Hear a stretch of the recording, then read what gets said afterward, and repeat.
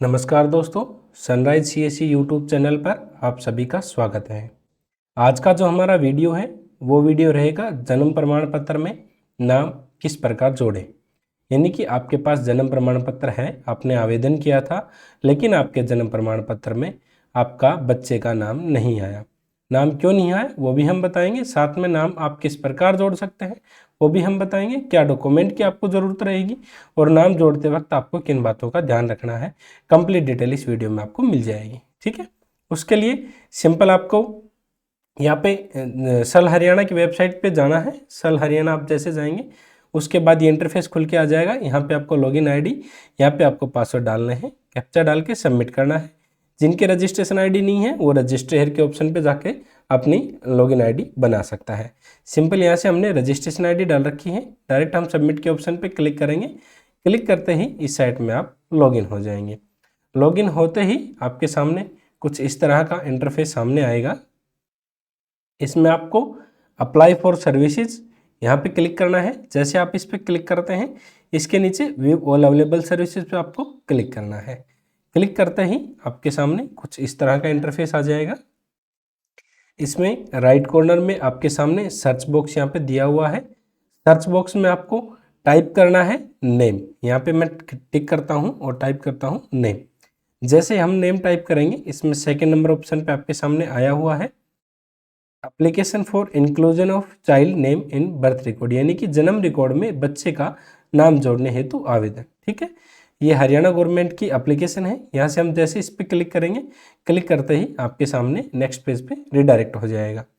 यहाँ से आप कैंडिडेट का नाम जोड़ने का ऑनलाइन आवेदन कर पाएंगे। यहाँ से आपके सामने एप्लीकेशन खुल गया है, application for inclusion of child name in birth record, I have family ID, I have forget family ID.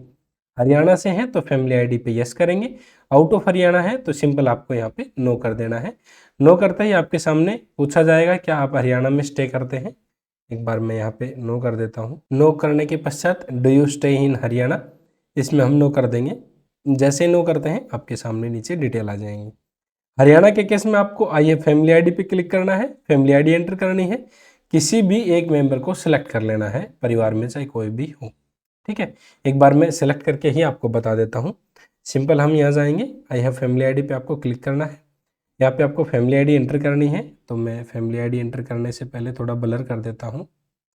ठीक है, यहाँ पे अब हम क्लिक करेंगे। हमने फैमिली आईडी एंटर करके क्लिक है टू फैच फैमिली डाटा कर दिया है। यहाँ से हम किसी भी एक मेंबर को सिलेक्ट कर लेंगे। मान लीजिए मैं सुनील कुमार सिलेक्ट कर लेता हूँ। ओके करके सेंड ओटीपी करना है। यहाँ पे ओटीपी हमारे पास आ जाएगा और यहाँ आपको ओटीपी एंटर करना है। ठीक है, जैसे आप ओटीपी एंटर करेंगे तो यहाँ से कैंडिडेट की कंप्लीट डिटेल आपके सामने खुल के आ जाएगी। ओटीपी एंटर करने के बाद सेम वही डिटेल आ गई जहाँ मैंने आउट ऑफ हरियाणा करके किया था।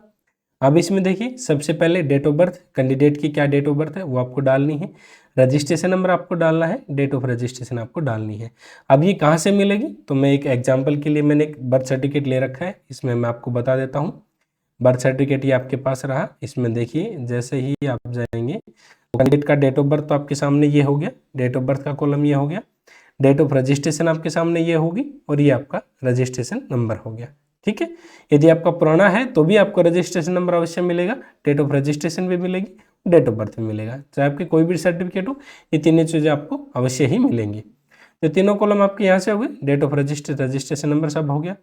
अब place, detail of place of birth, आपका बर्थ कहाँ हुआ था वापिस से चलते हैं हम। तो यहाँ पे देखिए आपका यहाँ पे आया हुआ है प्लेस ऑफ बर्थ। ये देखिए ये कॉलम आपका रहा place of birth, civil hospital Narnaul, ये आपका प्लेस ऑफ बर्थ हो गया। ठीक है, ये जो आपका प्लेस ऑफ बर्थ है सिंपल आपको यहाँ एंटर कर देना है। तो नारनौल में इनका बर्थ हुआ तो नारनौल कहाँ पड़ता है, इंस्टीट्यूट में, तो इंस्टीट्यूट करेंगे। अर्बन, क्योंकि सिविल हॉस्पिटल नारनौल शहरी क्षेत्र में है तो यहाँ पे ये बोल रहा है please select date range, date range आपको सिलेक्ट करनी है। तो मेरे केस मान लीजिए मेरी बर्थ 2022 की है और जनवरी माह है 2 जनवरी 2022 कर देते हैं। रजिस्ट्रेशन नंबर कुछ भी हम एग्जांपल के लिए डाल देते हैं, ये रजिस्ट्रेशन डेट, तो फिर हम डेट ऑफ बर्थ इनकी कैंडिडेट की सिलेक्ट कर लेते हैं 1 जनवरी। ठीक है, तो यहाँ पे इंस्टीट्यूट हो गया, अर्बन शहरी क्षेत्र में पड़ता है नारनौल, गवर्नमेंट इंस्टीट्यूट में पड़ता है। और यहाँ पे गवर्नमेंट हॉस्पिटल अर्बन कर दिया हमने।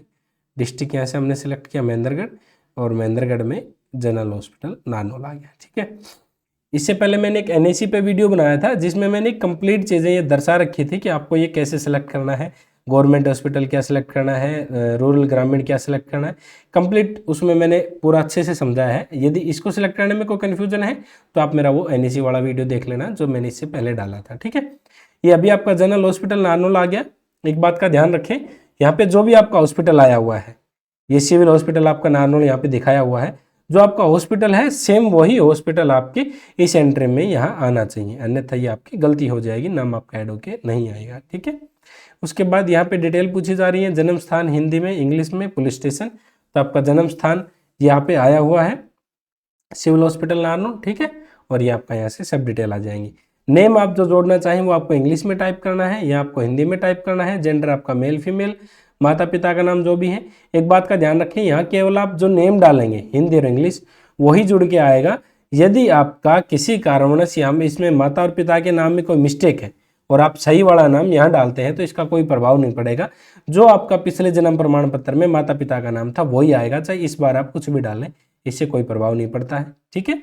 उसके बाद माता पिता का नाम हो गया, परमानेंट आपका एड्रेस यहाँ पे हो गया, ये परमानेंट एड्रेस, ये मोबाइल नंबर, ये एप्लीकेंट का आया हुआ है, ये जो आपने फैमिली आईडी में वेरीफाई किया था वो आपका एड्रेस यहाँ पे आया हुआ है। सिंपल आपको यहाँ पे नाम ऐड कर देना है, ठीक है। कंप्लीट डिटेल डालने के बाद थोड़ा सा आप स्क्रॉल करें, ये कैप्चा यहाँ पे आया हुआ है, कैप्चा आपको यहाँ से डालना है। इसमें डालकर आपको थोड़ा सा और स्क्रॉल करेंगे तो सबमिट का ऑप्शन आपके पास आया हुआ है, डायरेक्ट यहाँ जाके आपको सबमिट कर देना है, ठीक है। कैंडिडेट के लिए मैं डिटेल डाल देता हूँ, फिर उसके बाद बताऊंगा आपको क्या डॉक्यूमेंट की जरूरत यहाँ पे रहेगी। जैसे आप सबमिट करेंगे आपके सामने पूरा प्रीव्यू आ जाएगा। यहाँ पे अप्लाई टू द ऑफिस आया हुआ है, गवर्नमेंट हॉस्पिटल आपका नारनौल, यहाँ पे उसमें अप्लाई हो रहा है। ये जो आपका अप्लाई ऑफिस है, ये आपका जब बर्थ सर्टिफिकेट में जाएंगे तो यहाँ पे जो आपका, ये देख लीजिए, यहाँ पे जो आपका ऑफिस आया हुआ है सिविल हॉस्पिटल नारनौल, उसी में आपका अप्लाई होना चाहिए।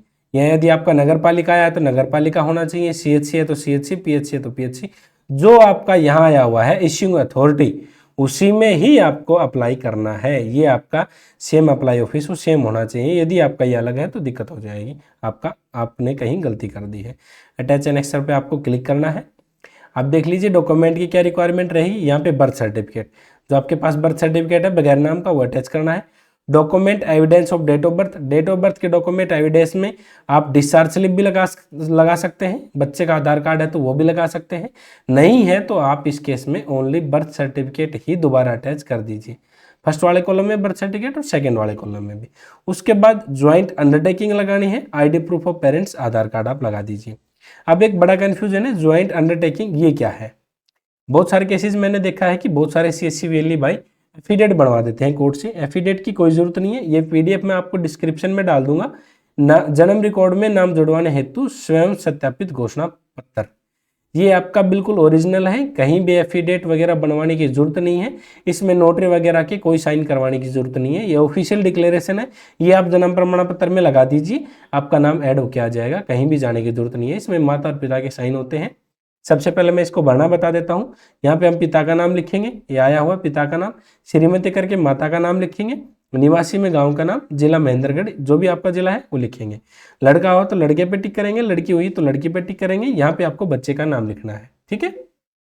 बच्चे का नाम लिखते समय आप ध्यान रखें, अगर हो सके तो आप इस कॉलम में नीचे तो आप लिख दें हिंदी में, और ऊपर यहाँ पे आप ब्रैकेट करके इंग्लिश में जरूर मेंशन कर दें, ताकि दोनों लैंग्वेज में आपका नाम हो जाए।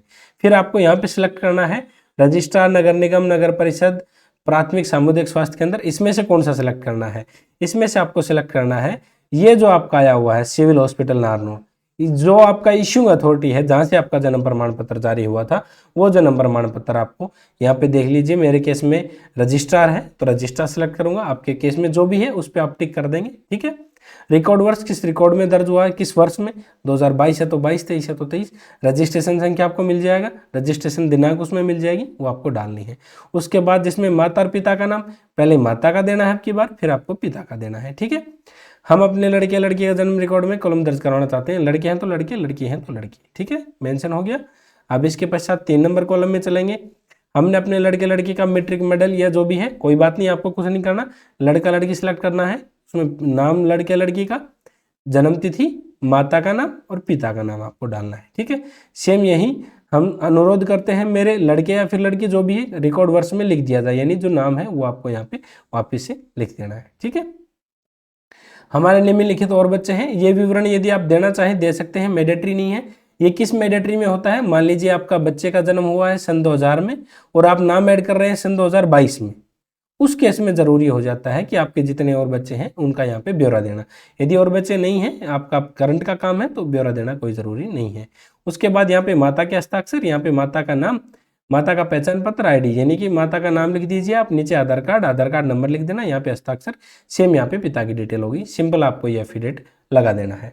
एक चीज़ का और ध्यान रखना है यहाँ पे डॉक्यूमेंट अपलोड करते समय, इन केस यदि आपकी बर्थ सर्टिफिकेट आप जो नाम ऐड करवा रहे हैं और उसमें 2 साल से ज़्यादा का गैप हो गया है या फिर 1 साल से ज़्यादा का गैप हो गया है, और मतलब सीधा सा सिंपल आप इतना ध्यान रखिए, बच्चे की आयु यदि 3 साल से ज़्यादा है तो उस केस में आपको स्कूल का प्रूफ देना पड़ेगा, यानी स्कूल की लेटर हेड या स्कूल का आईडी कार्ड, कोई भी स्कूल का डॉक्यूमेंट आपको देना पड़ेगा। स्कूल का डॉक्यूमेंट साथ में ज्वाइंट अंडरटेकिंग, दोनों डॉक्यूमेंट आपको यहाँ पे लगाने पड़ेंगे, तब बच्चे का नाम ऐड होगा। यदि आप स्कूल का रिकॉर्ड अटैच नहीं करते हैं तो बच्चे का नाम यहाँ पे ऐड नहीं होगा। ठीक है। इन केस आपका मान लीजिए बर्थ सर्टिफिकेट और ज़्यादा पुराना है तो उस केस में आपको 10th की मार्कशीट देनी पड़ेगी बच्चे की। ठीक है। यदि आपका मान लीजिए ओल्ड एज का कोई है, आपने कोई बर्थ सर्टिफिकेट अप्लाई की सन 1970 की, उनका नाम ऐड नहीं है, उस केस में आपको तहसीलदार से एक एफिडेविट बनवाना पड़ेगा, उसमें आपको प्रूफ देना पड़ेगा, और हो सकता है आपको फाइल ऑफलाइन भी सबमिट करानी पड़ जाए, वरना वो क्यूरी डाल देते हैं। ये आपका ओल्ड बर्थ सर्टिफिकेट में थोड़ा इशू रहता है। करंट में सिंपल आपको ज्वाइंट अंडरटेकिंग और आपका बर्थ सर्टिफिकेट और माता पिता का आधार कार्ड यहाँ पे डाल के सिंपल इसको सेव कर देना है। सेव करने के बाद आपके पास पेमेंट का ऑप्शन आ जाएगा और आप सिंपल पेमेंट करके अपने प्रिंट को रख लीजिए। लगभग 10 से 15 डेज में आपका बर्थ सर्टिफिकेट में नाम ऐड होके आ जाता है। इसके अलावा यदि आपका कोई डाउट इस वीडियो में रहता है तो आप हमें कमेंट कर सकते हैं। हमारा मोबाइल नंबर स्क्रीन पे दिया हुआ है, उस पर आप मैसेज करें व्हाट्सएप पे या कॉल करके आप हमसे पता कर सकते हैं। आज के लिए इतना ही। धन्यवाद दोस्तों।